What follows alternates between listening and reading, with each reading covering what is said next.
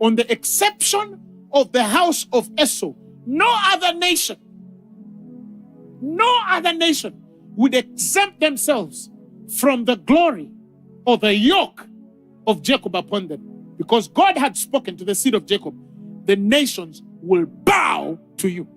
That means if they had understood what God had spoken over Jacob, they would not have feared to go through the land of the Philistine.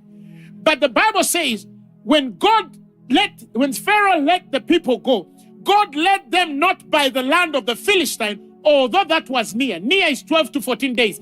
He couldn't lead them through a grace or by the way that would redeem them 40 years, because he said they would change their minds when they saw war.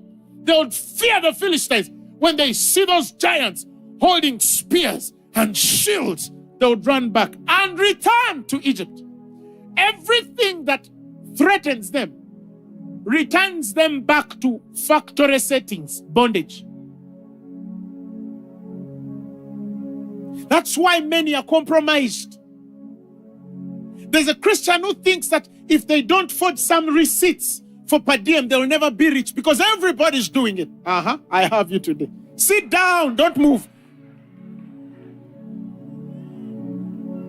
There's a believer who thinks that because they're in a third world country and sometimes there's no money for teachers and doctors, they think that because they're doctors.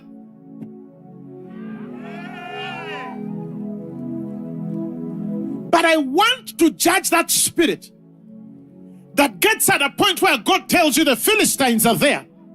Go through that land, you're going to redeem for 40 years of your life, and it's going to take you only 12 days. And because of the spirit of fear, nurtured out of your past bondage, and that bondage because of a loss of identity, whenever they reach that point, they return back to bondage.